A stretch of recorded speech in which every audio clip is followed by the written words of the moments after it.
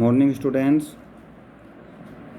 Class 6 lesson number 2 जिसका नाम है आवास और अनुकूलन, हैबिटेट एंड अडप्शंस।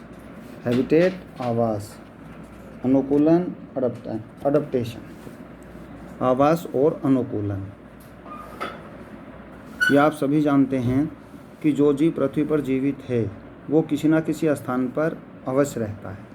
तो जिस स्थान पर जो जीवित जीव रहते हैं उनको तो उस स्थान को हम उन जीवों का आवास कहते हैं, और जिस वातावरण में रहने के लिए जीव अनुकूलित होता है उस विधि को अनुकूलन कहते हैं। अर्थात जिस स्थान पर जीव या जिस वातावरण के अंदर जीवित रहने के लिए जीव अनुकूलित होता है उस को हम अनुकूलन कहते हैं। प्रत्येक अंग में ऐसे ऐसे अंग पाए जाते हैं जो प्रत्येक जीव के लिए एक विशेषता रखते हैं, और वे विशेष लक्षण ही या विशेष अंग ही उस जीव को उस प्रकार के वातावरण में रहने के लिए अनुकूलित करते हैं। हम कुछ चीज़ों के बारे में यहाँ देख रहे हैं जो इम्पोर्टेंट पॉइंट्स हैं जिनका हम इस अभ्यास के अंदर अध्ययन करने वाले हैं। इंट्रोडक्शन है जो मैंने अभी आपको बताया। आवास किसे कहते हैं? प्रत्येक जीव के रहने का जो स्थान होता है वो आवास होता है। अनुकूलन, जिस वातावरण में रहने के लिए जीव अनुकूलित होता है उसको अनुकूलन कहते हैं। प्रत्येक जीव के अंदर कुछ विशेष गुण होते हैं जहाँ जीव जिन लक्षणों के या जिन गुणों के आधार पर जीव उस स्थान पर उस वातावरण में रहने के लिए अनुकूलित हो जाता है। समुद्रीय आवास के बारे में जो जल के अंदर रहने वाले हैं, पहाड़ी आवास के बारे में, मरुस्थलीय आवास के बारे में अध्ययन करने वाले हैं बच्चों। जलीय पौधे, ठीक है, वास स्थान के घटक, जैवीय और अजैवीय घटकों के परस्पर संबंध, जो कि किसी भी जीवित प्राणी के लिए जिनको आवश्यकता पड़ती है वे सभी घटक, वो सभी कंपोनेंट्स, चाहे वो जैविक हैं या अजैविक हैं, बायोटिक, इंग्लिश में बोलते हैं बायोटिक, नॉन बायोटिक कंपोनेंट्स, तो जिनकी प्रत्येक जीव को आवश्यकता होती है उन सभी के बारे में हम यहाँ पर अध्ययन करने वाले हैं। परिचय, इंट्रोडक्शन। अगर हम किसी भी जीव को खोजते हैं, जैसे मान लिया हम मछली को खोजते हैं, तो क्या उसको पृथ्वी पर खोजेंगे? शेर, लोयन, क्या लोयन किसी शहर या गांव में रहता है? हम जानते हैं कि अगर मछली को हमें देखना है तो हम कहीं पानी के तालाब, नदी, नाले ऐसे स्थान पर जाएंगे जहां पानी भरा हुआ है। अगर हमको शेर देखना है तो हम शेरों की गुफाओं में, जंगलों में, पहाड़ों पर जाएंगे जहां पर शेर रह सकते हैं। पक्षियों को देखने के लिए हमें आकाश की आवश्यकता होती है, आकाश में हम पक्षियों को देखेंगे। सर्पों को अगर हम खोजते हैं तो सर्प जो हमेशा बिल में रहता है तो वहाँ पर हम उसको खोज सकते हैं। पक्षियों को पेड़ पौधों, पत्तियों की और उड़ते हुए हम खोज सकते हैं। तो कहने का मतलब है कि प्रत्येक प्रकार का जीव जो है अलग अलग आवास में रहता है और वो अलग अलग आवास में रहने के लिए अनुकूलित होता है। शेर जंगलों से अलग अगर गांव, बस्ती, कस्बा या शहर में रहे तो क्या वो जीवित रह सकता है? सांप अगर बिल में ना छिपे, बिल में ना रहे तो क्या वो सड़क, रास्ते या इधर उधर घूम सकता है? तो कहने का तात्पर्य है कि प्रत्येक जीव अपने अपने स्थान पर ही जीवित रह सकता है, अनुकूलित रह सकता है, और वहीं रहने के लिए वो अनुकूलित वो जीव हो जाता है। जैसे दूसरा उदाहरण समझ सकते हैं, सांप हमेशा रेंग करके ही चलता है, और रेंग करके चलने के कारण वो किसी बिल में आसानी से छिप सकता है और अपना जीवन बचा सकता है। किंतु अगर बिल से बाहर निकल कर के वो रास्तों पर आता है, सड़क पर रहता है, तो उसको आसानी से नष्ट किया जा सकता है, मारा जा सकता है। तो ये इनके आवासीय स्थानों के बारे में थोड़ा सा परिचय इसका दिया गया है। आवास का मतलब होता है रहना, जहाँ पर कोई भी जीव या जहाँ पर कोई भी प्राणी रहता है उसको उस प्राणी का आवास कहते हैं। तो जो जलीय जीव हैं वो जल के अंदर आवास करते हैं, बनाते हैं अपना, तो उनको हम जलीय जीव कहते हैं। जो वायुव्य जीव हैं, उड़ने वाले हैं, वो हमेशा जो हैं पेड़ पौधों के ऊपर घोंसला बनाते हैं, वहीं पर रहते हैं, वहीं उनका आवास होता है, वहीं के लिए वो अनुकूलित होते हैं। बिलों में रहने वाले जो जीव हैं वो बिल में ही रहने के लिए अनुकूलित होते हैं। पृथ्वी पर रेंगने वाले जो जीव हैं वो रेंगने के लिए अनुकूलित होते हैं। दीवारों पर चलने वाले जो जीव हैं दीवारों पर रेंगने के लिए अनुकूलित होते हैं। कुछ जीव जैसे मैदानी भाग में ऊँट है, वो मैदान में ही रहने के लिए, रेगिस्तान में रहने के लिए अनुकूलित है, तो वो वहीं पर अपना जो है आवास बनाता है। तो इसका तात्पर्य ये है कि प्रत्येक जीव अपने अपने वातावरण में रहने के लिए अनुकूलित है। सबसे पहले हम अध्ययन करेंगे समुद्रीय आवास अर्थात पानी में रहने वाले जीव। अनेक जीव ऐसे हैं जो समुद्र में पाए जाते हैं, नदियों में पाए जाते हैं, या बड़े पानी जहाँ पर ज़्यादा पानी भरा हुआ वहाँ पर रहते हैं, जैसे मगरमच्छ है, व्हेल है, कैजुराइन के वृक्ष इत्यादि। ये सब समुद्र के तट पर या समुद्र के अंदर पाए जाने वाले जीव हैं। जल में रहने वाली मछलियों के विषय में अध्ययन करते हैं तो आप समझेंगे कि मछली जल में ही क्यों रह सकती है। मछली का जैसे ही कोई नाम माइंड में आता है तो हम सोचते हैं कि मछली कहाँ मिलती है, जल में मिलती है, तालाब में मिलती है, पानी में मिलती है। तो ये पानी में ही क्यों जीवित रहती है? क्योंकि मछली के अंदर एक विशेष गुण आपको पहले बताया गया था कि सभी जीवों के अंदर अपने अपने स्थान, अपने अपने वातावरण में रहने के लिए, अनुकूलित होने के लिए एक विशेष अंग पाए जाते हैं। ऐसे ही मछली के अंदर जो गिल्स हैं, जिनके द्वारा मछली सांस लेने का कार्य करती है, वो गिल्स से केवल मछली में पाए जाते हैं, जिससे पानी का आवागमन अंदर और बाहर चलता रहता है।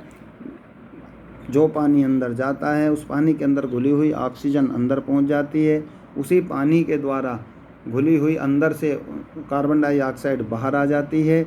इस तरीके से पानी में डूब करके भी मछली सांस लेती रहती है, क्योंकि गिल्स के द्वारा पानी का अंदर जाना और बाहर आना वो लगातार चलता रहता है।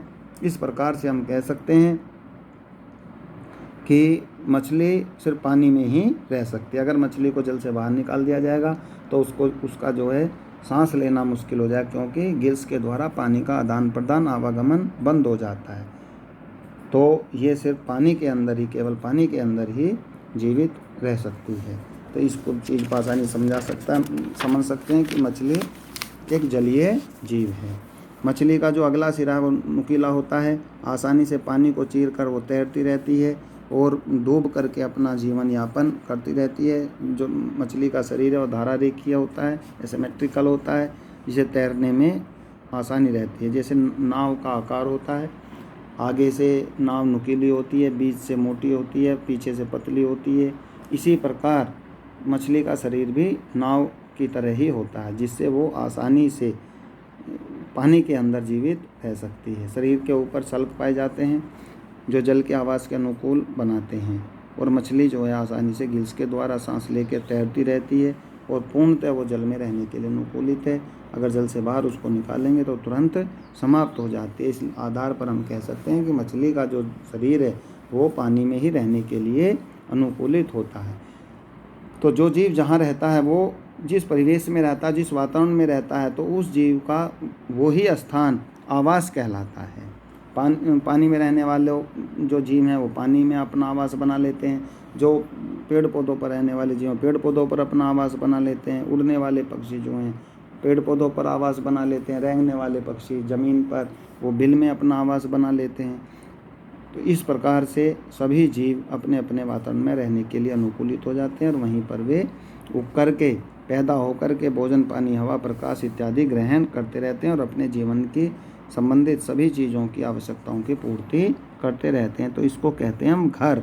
जिस तरीके से एक जीवित मनुष्य अपना घर किसी एक विशेष स्थान पर बनाकर और जीवन पर्यंत उसी स्थान पर रह कर के अपना जो है जीवन सुचारू रूप से चलाता रहता है, उसी प्रकार प्रत्येक जीव, पेड़ पौधे, सूक्ष्म जीव, बड़े जीव उसी एक निश्चित स्थान के इर्द गिर्द रह करके अपना आवास बना लेते हैं और अपना जीवन व्यतीत करते रहते हैं। ये समुद्री मछलियों की हम कुछ बता सकते हैं एग्जाम्पल के लिए। जैसे व्हेल है, व्हेल डॉल्फिन मछली समुद्र में रहने वाले जीव हैं। यद्यपि ये मछली भी कहलाती हैं, फिर भी ये जल में रहने वाली मछलियों से कुछ अलग हैं। साधारणतः मछली अपने गलफेड़ों द्वारा सांस लेती है, गिल्स के द्वारा सांस लेती है। ये मछलियाँ अपने शिरोनासा द्वारों या वात रंध्रों द्वारा सांस लेते हैं। आपने देखा होगा, कभी आपको ऐसा मौका मिले, व्हेल मछली आप देखते हैं, डॉल्फिन देखते हो, तो ये हमेशा पानी में नहीं डूबी रहती। ये अपने सिर के अग्रभाग को बाहर निकाले हुए रखती हैं, क्योंकि व्हेल मछली एक तरीके से स्तनधारी में भी आती है।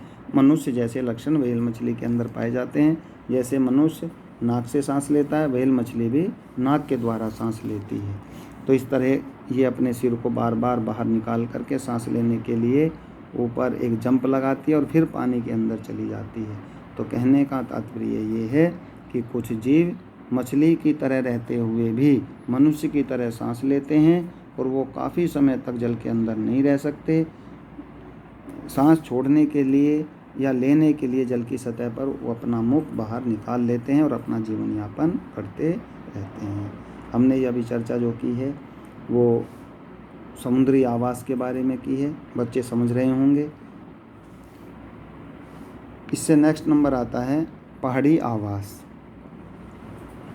पहाड़ी आवास उसको कहते हैं, जिसे नाम से ही आप सभी बच्चे समझ गए होंगे कि वे जीव जो पर्वतीय क्षेत्रों में पाए जाते हैं, पर्वतीय स्थलों पर पाए जाने वाले जो आवास हैं उनको हम पहाड़ी आवास कहते हैं। जो मिट्टी, पेड़ पौधे, जीव जंतु जैसे मैदानी भागों में तो मरुस्थलों के पेड़ पौधे और जीव जंतुओं से भिन्न होते हैं। वहाँ की जलवायु बहुत ठंडी होती है और वे पहाड़ों पर आप जितने ऊपर जाएंगे उतनी अधिक ठंड मिलती है और बर्फ़ पड़ी हुई मिलेगी। जो बच्चे कभी जिनको मौका मिला हो पहाड़ों पर जाने का, घूमने का, तो आप जानते हैं कि जितनी ऊंचाई पर हम पहाड़ पर चढ़ते चले जाएंगे वातावरण उतना ही ठंडा होता चला जाएगा। मैदानी भाग पर जो पेड़ पौधे होते हैं वो अलग तरीके के होते हैं। मरुस्थलों में जो पेड़ पौधे होते हैं, रेगिस्तान के अंदर जो पेड़ पौधे होते हैं वो अलग प्रकार के होते हैं। और पहाड़ों पर जो पेड़ पौधे या वनस्पति मिलती है, उनके जीव जंतु मिलते हैं, वो भी उसी तरीके से अनुकूलित होते हैं जिस तरीके से मैदानी क्षेत्र में रहने वाले जीव अनुकूलित होते हैं। आपको अभी कभी मौका अगर ये मिलता है पहाड़ों पर घूमने का तो आप देखेंगे कि वहाँ पर आपको गाय, भैंस या जो बड़े जीव हैं वो कभी नहीं मिलेंगे। क्यों नहीं मिलेंगे? क्योंकि पहाड़ों पर चढ़ने के लिए छोटे जीवों की आवश्यकता होती है। वहाँ पर भेड़, बकरी इत्यादि जो हैं मिलते हैं और गाय भैंस के स्थान पर लोग भेड़ बकरियाँ पाल करके ही अपना जीवन यापन करते हैं। इस तरीके से हम कह सकते हैं कि पहाड़ों पर जो जीव जंतु या वनस्पति पैदा होती है वो वहीं पर रहने के लिए अनुकूलित होती है, क्योंकि उन जीवों के अंदर, उन पेड़ पौधों के अंदर पहाड़ों पर रहने के लिए मौसम अनुकूलन होते हैं या कुछ विशेष अंग होते हैं जिससे वे वहाँ की जलवायु या वहाँ के वातावरण में अनुकूलित होकर अपना जीवन यापन कर सकें और उसी प्रकार के वातावरण में रह सकें। जो जीव जहाँ रहता है वो वहीं के लिए अनुकूलित हो जाता है और उसी क्रिया अनुकूलन की क्रिया भी उसी के अनुरूप बदलती चली जाती है। तो वहाँ पर उसी तरीके के जीव जो हैं पाए जाते हैं। आप चित्र में देख रहे हैं शंकुआकार पेड़, जो पेड़ पहाड़ों पर पाए जाते हैं। याक जीव, जैसे यहाँ पर हम गाय, भैंस, बकरी को पालते हैं, ऐसे ही पहाड़ी जो लोग हैं वो याक को पालते हैं और ये बोझा ढोने के काम आता है। हर तरीके का काम जो इसके द्वारा किया जाता है, क्योंकि ये जीव वहाँ पर आसानी से अपना जीवन यापन कर सकता है। ये दो मैंने जो है आवास के बारे में आपको बताया था। नंबर 1 समुद्री आवास, नंबर 2 पहाड़ी आवास। इससे आगे कल आप नेक्स्ट वीडियो में आपको भेजा जाएगा नंबर 3 मरुस्थलीय आवास, क्योंकि बच्चों के लिए ज़्यादा समझना बड़ा मुश्किल हो जाता है। छोटे बच्चे हैं, उनको ये भी उम्मीद की जाती है कि वो समझते रहें, पढ़ाई उनकी सुचारू रूप से चलती रहे। ये मैंने लेसन नंबर 2 आज आपको पढ़ाया है, आवास और अनुकूलन, और उसमें 2 पॉइंट आपको भेजे हैं वीडियो के माध्यम से। उम्मीद है कि सभी बच्चे उसको देखेंगे और उसके साथ साथ जो लॉकडाउन लगा हुआ है उनके नियमों का पालन करते रहेंगे, घर रहेंगे, सुरक्षित रहेंगे। जिन बच्चों के पास अपनी बुक्स नहीं हैं वो बुक लेने की कोशिश करें। वीडियो तो हम पहुंचा ही रहे हैं, किंतु उसके साथ साथ अगर आपके पास अपनी बुक हो जाए तो पढ़ने में और आसानी रहेगी और आप बहुत अच्छे ढंग से पढ़ भी पाएंगे। इसलिए कोशिश करें, बुक जितनी भी जल्दी आप लेंगे उतना आपके लिए फ़ायदेमंद है। स्कूल में संपर्क करें जिससे आपको बुक दे दी जाए। और ये भी देखने में आया है कि जो बच्चे ग्रुप में जुड़े हुए हैं वो सभी वीडियो नहीं देख रहे हैं। आपको वीडियो देखनी चाहिए, बार बार समझने की कोशिश करनी चाहिए। और जिन बच्चों के पास इस प्रकार के फ़ोन नहीं हैं उनकी भी कुछ हेल्प कर देनी चाहिए। और जिन बच्चों के पास फ़ोन है किंतु वो किसी कारणवश ग्रुप में नहीं जुड़े हुए हैं तो वो स्कूल फ़ोन करके जुड़ने की कोशिश करें, जिससे डेली वीडियो आपके पास पहुंचती रहें। Thank you.